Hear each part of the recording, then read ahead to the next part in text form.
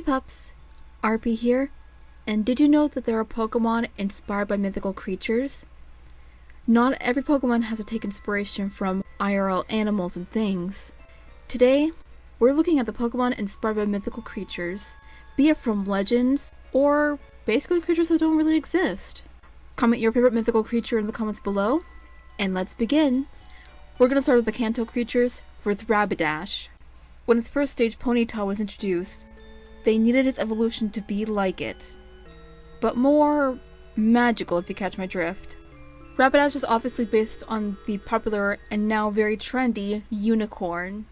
Having the iconic horn on its head and a fiery mane that screams magical fire horse, you can easily see and capture this type of unicorn.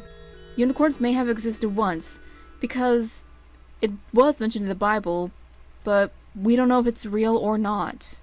Plus, unicorns were killed by humans. That wasn't very nice. Humans are just the most cruel and unapologetic creatures.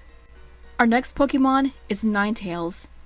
And pointing out the obvious here, it was inspired by the Kitsune, a nine-tailed fox of Asian mythology, mostly in Chinese mythology. If you watch anime like Naruto or played games like Okami, this creature may look familiar to you. The Kitsune is known to be a trickster, and when they have all 9 tails, they become godlike, and when they're a certain age, they either have gold or pure white fur. There's even a legend of a Kitsune lady who seduced men and tortured people by making them walk on hot iron, covered in oil, and if they slipped, they die in a fiery death. Oh my Arceus, that is so mean! That's not nice! That would not be pleasant! Next we have Vaporeon. We all know that all evolutions are inspired by fennec foxes and other animals, but a majority of them are based on mythical creatures. In Vaporeon's case, it's based off of a mermaid, and it even states in its first generation Pokédex entry that it was mistaken for a mermaid because of its tail. Mermaid puppy! The next Pokemon we have is Lapras. Anyone who never knew this before, Lapras is inspired by the very famous, yet also infamous, Loch Ness Monster of good old Scotland. But this is the kind of Loch Ness Monster you want to meet in the Pokemon world. Plus, it's 100 times cuter than the IRL Nessie, and Nessie might kill me and isn't as cute. I want Lapras to be real! Up next, we have Charizard. Although it's not technically a dragon type, it resembles the features of one. Why is it not a dragon type? It should be one! The last two we have are 2 of the 3 legendary birds. The first one we have is the Thunderbird Zapdos, being based off of a Thunderbird in Native American lore, and the Thunderbird was the cause of lightning and thunderstorms, hence why Zapdos releases electricity every time it flaps its wings. Finally, we have Moltres, being based off of a phoenix of Greek mythology, because they're both amazing firebirds of awesomeness. Now, I'm aware that there are probably more Kanto Pokemon inspired by mythical legends and everything, and mythical creatures themselves, but we'll probably get back to that in part 2, if I do end up making one. But for right now, we're gonna dive right into the Johto region.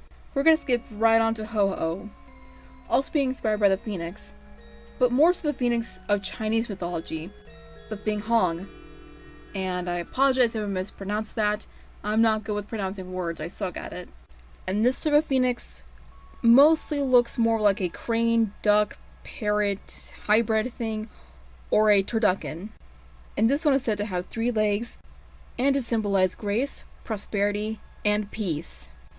Well, no wonder why we saw Ho-Oh in the first episode of the anime. It's so beautiful! Up next, we have Espeon, one of the prettiest evolutions of all time! Espeon is actually based off of a Bakeneko, a Japanese yokai that tricks people into thinking their relatives are dead to getting wolves to attack other humans. That's not very nice. It's evil! Plus, wolves are flipping adorbs. Puppies! Our next Pokemon is Mischievous, and it's based on the Nukekubi. I mispronounced that as well, and I am sorry. a floating screaming lady head that's super freaky.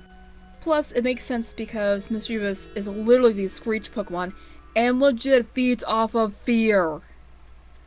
Yeah, that's super freaky. The final Pokemon we have is Sneasel, and it's based on the Kamatachi. Hopefully I'm pronouncing that one correctly. And the Kamatachi are 3 organized little weasels with very specific jobs. One is supposed to take you down, one either slices your leg, or your foot, or cuts off a chunk of the flesh, and one sews it up and puts medicine on it like nothing ever happened. Wow. Plus, they're also quick with their job too. And if you trip in Japan, it's Sneasel's doing. I think it's all I have for now. I will make a part 2 in the near future, so expect to see that. Today's Fanart is by Andrew Redwolf, and I love how it was made in Minecraft, and I love how it's all pixel-like and blocky, and it's super cute. If you want your Fanart featured, my social media is in the description below. I also have a PayPal and a Patreon, so don't forget to support me on either or both, and I'll say later, pups. This is our peer reminding you to stay awesome, stay strong, and stay beautiful.